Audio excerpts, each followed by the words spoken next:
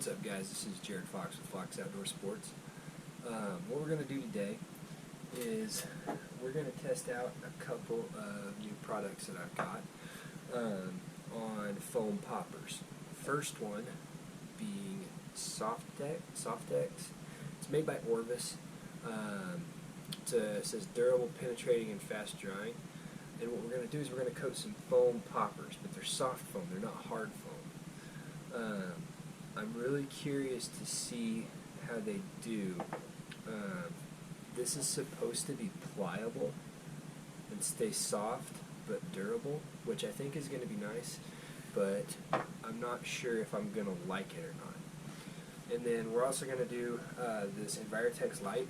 It's a pour-on that you use on hardwoods and tables and stuff like that, but I think it's going to be just perfect for doing these poppers, because what I want is I want a epoxy or a resin that's going to be hard and tough, but is also going to be thin.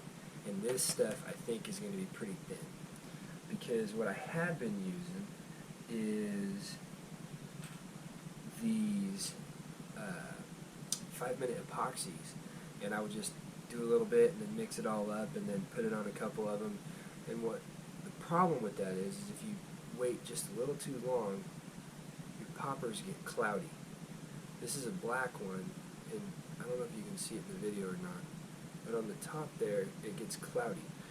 And I don't know if that's from me not mixing it well, or if that's from the epoxy itself just getting old or something I don't know about. But what I'm going to do is I'm going to try these two deals out, and then I'm going to run them through the ringer and give them a test throughout the year and see how they do. Or even not test them and figure out which one I like the best.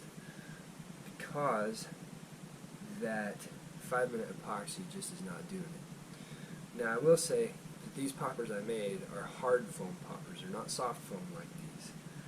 And the super glue on this one is phenomenal.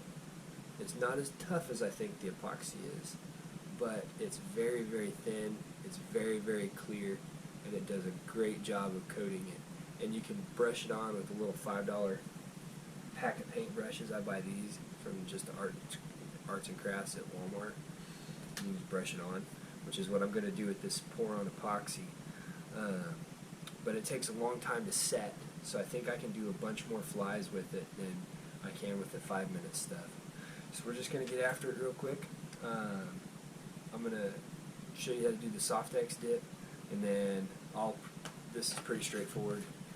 You mix the chemicals together, you dip it or brush it on. I'll probably brush it on, and then you put it on your drying rack here for I believe full cure is 24 hours on this. Yeah, 24 hours, and I believe that's the full cure on the Softex as well. So we'll come back to this tomorrow evening, and I'll show you guys the finished product. But for now, I'm going to show you guys how to do the dips. So just take your fly, and you want to get the cut too. So you take it,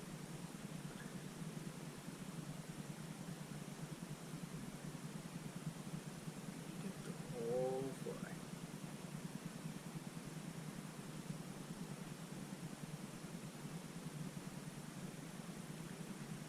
Pull it. Let it drip just a bit.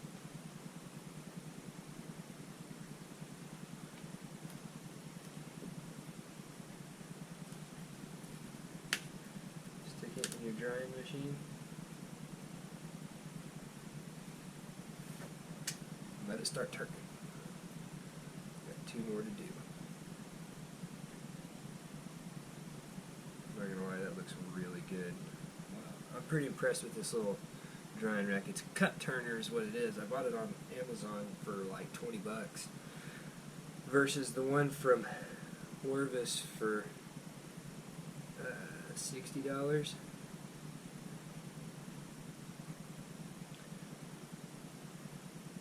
And so far, I'm quite impressed with this epoxy as well.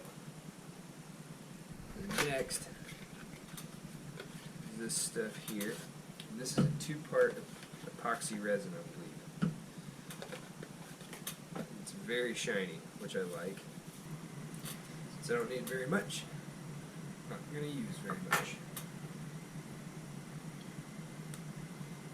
Equal parts resin and hardener. This is the resin.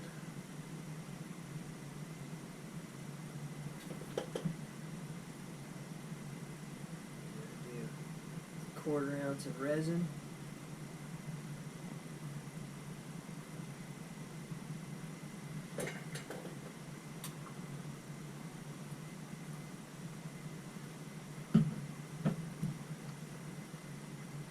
We're going to do a quarter ounce of hardener.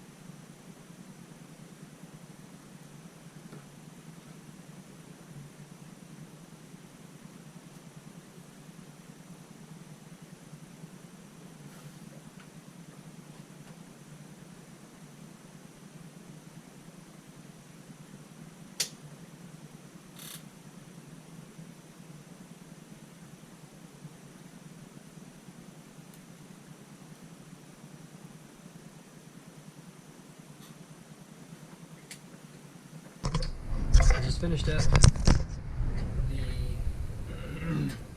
epoxy on these, and I can already tell you the Softex is going to need either another coat or to not be used at all because it's soaking into the foam. The other epoxy, on the other hand, is perfectly clear, is perfectly uniform.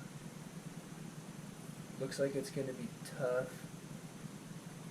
It's doing exactly what I thought it would do. But the Softex is soaking in. I didn't realize it would soak in. So we'll let it dry and we might give it another coat. It's not drying as clear as the other epoxy either. We'll see how they turn out. Alright, we'll let these dry overnight. We'll be back with you tomorrow. Thanks for watching. Welcome back, guys. This is day 2 of the poppers. The Envirotex, which is the resin epoxy that we were using, looks really, really good. Leaves the fly super, super shiny. Keeps the eyes completely encased. They're not going to pop off, which is my #1 pet peeve with poppers. Sometimes you buy them from the store and they're just glued on, or they're not encased well or anything like that, and sometimes they're even inset, which I like, but I didn't do that with these because I thought this Envirotex was going to cover them and encase them, and it did exactly that. It looks really, really good. My only complaint with it is that these have been drying for 24 hours now, and they are still tacky.